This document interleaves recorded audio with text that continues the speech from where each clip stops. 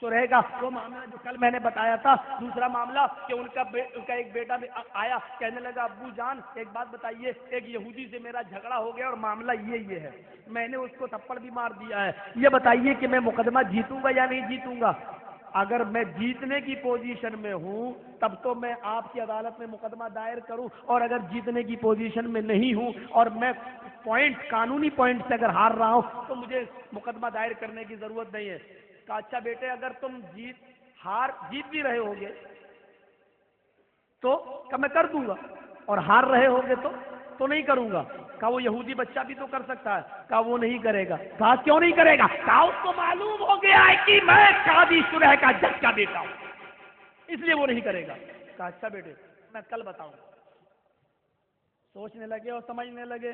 قاضی شرح نے تہجد کی نماز پڑھی, اور تہجد کی نماز پڑھنے کے بعد کہا اللہ میں جھوٹ بولنے جا رہا ہوں اپنے بیٹے سے, لیکن اس میں خیر خواہی ہے کسی دوسرے کی, اس لیے میں اپنے بیٹے سے کل جھوٹ بولوں گا. صبح ہوتے اے میرے بیٹے میں نے رات بھر غور کیا, قانونی پوائنٹ پر تم مضبوط ہو, تم مقدمہ جیت رہے ہو. وہ یہودی 100% مقدمہ ہار جائے گا, تم اس کے خلاف مقدمہ دائر کر دو. بیٹے نے اپنے باپ کی عدالت میں مقدمہ دائر کر دیا.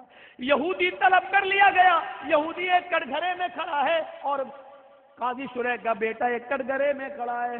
جج نے دونوں کی گفتگو سنی اور سننے کے بعد فیصلہ یہ کیا کہ بیٹے کو بھی, میرے لفظ جگر کو بھی یہ یہودی کوڑے مارے گا. غلطی میرے بیٹے کی ہے, اے یہودی تو میرے بیٹے کو 10 کوڑے مار. کوڑے اوڑے کھانے کے بعد شام کو جب بیٹا گھر آیا اپنی امی کے سینے سے لگ گیا, اپنے باپ کی طرف دیکھ نہیں رہا ہے. باپ نے کہا قاضی شرح نے بیٹے ادھر آؤ. کہا اب کس منہ سے بیٹے کہہ رہے ہو؟ سب کے سامنے ذلیل کر دیا. اور اے ابو جان یہ مت سمجھو کہ میں ذلیل ہوا, میرے ساتھ آپ بھی ذلیل ہوئے. پورے علاقے نے دیکھا کہ قاضی شرح کا بیٹا پیٹا ہے, مار کھایا ہے. بیٹے تم مجھے عزیز ہو, بیٹے تم مجھے عزیز ہو, تم میرے لفظ جگر ہو, تم میری جان ہو, تم میری جان کے ٹکڑے ہو. لیکن میرے بیٹے مجھے حضرت علی نے جس منصب پر بٹھایا ہے وہ قضات کا, وہ قاضی کا منصب ہے, وہ فیصلے کا منصب ہے, اور مجھے عدل و انصاف تم سے بھی زیادہ پیارا ہے, تم سے بھی زیادہ عزیز ہے.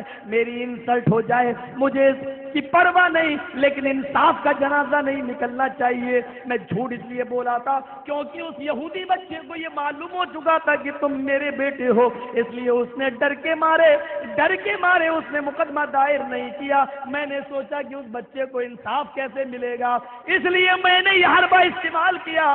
آئے میرے بیٹے میں تیری نظر میں دنیا میں رسوا ضرور ہوں, لیکن اللہ کی قسم میں آخرت میں تیری نظر میں رسوا نہیں رہوں گا, میں اللہ کی نظر میں بھی رسوا نہیں ہوں گا انشاءاللہ. میں نے جو کچھ بھی کیا ہے وہ قرآن و حدیث کی روشنی میں کیا ہے. میرے پیارے ساتھیوں ذرا تصور کرو کہ یہ ایمان کے عملی مظاہرے تھے جو صحابہ کی زندگی پر اور ان کے ہمارے اسلاف کی زندگی پر بھی مرتب تھے, ہماری زندگی پر ہو رہا ہے.